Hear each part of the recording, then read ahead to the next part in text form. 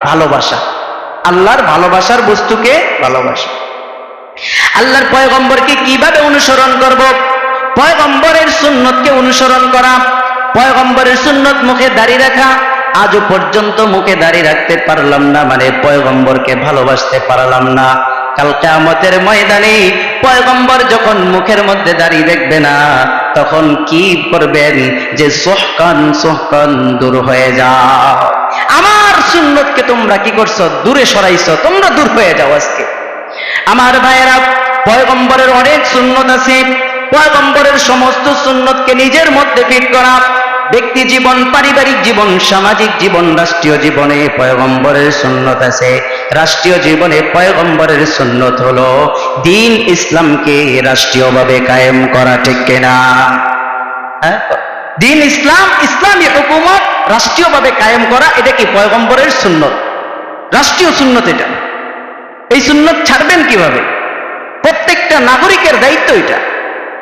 ব্যক্তি জীবন, পারিবারিক জীবন, সামাজিক জীবন, প্রতিটা জীবনের মধ্যে পয়গম্বরের সুন্নতকে ধরতে হবে। আমার ভাইয়েরা, দ্বিতীয় নাম্বার প্রকার গেল আল্লাহ তাআলা যা ভালোবাসেন সেটাকে মহব্বত করা।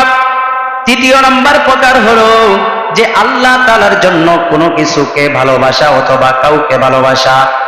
হাদিস শরীফের মধ্যে এসেছে, মান আহাব্বা লিল্লাহ ওয়া আবগাদা লিল্লাহ ওয়া আ'তা লিল্লাহ ওয়া মানআ লিল্লাহ ফাকাদ ইসতাকমালাল ঈমান।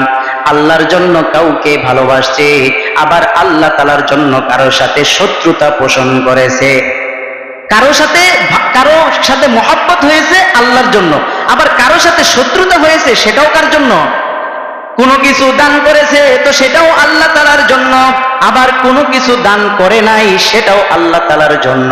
বলে যদি এই জিনিসটা হয় তা ফাকাদ ইসতাকমালাল ঈমান, তার ঈমানটা পরিপূর্ণ হয়ে গেছে। তাহলে ঈমানের দাবি হলো এগুলা। কেউ যদি এই তিনটা মহব্বত অন্তরে রাখে তাহলে তার ঈমান পরিপূরক হবে। চতুর্থ নম্বরের ভালোবাসা হলো আল হুব্বু মা'আল্লাহ, আল্লাহ তাআলার সাথে কাউকে ভালোবাসা। এই ব্যাপারে আল্লাহ তাআলা নিষেধ করেছেন।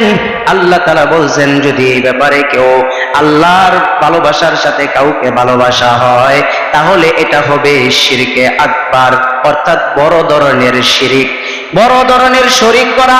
এইটা করা যাবে না। এটা যদি কেউ করে তাহলে সে ইসলাম থেকে খারেজ হয়ে যাবে, সে ইসলাম থেকে বের হয়ে যাবে। এই জন্য ভাইয়েরা আমার, আল্লাহর মহব্বতের সাথে কাউকে মহব্বত করা যাবে না।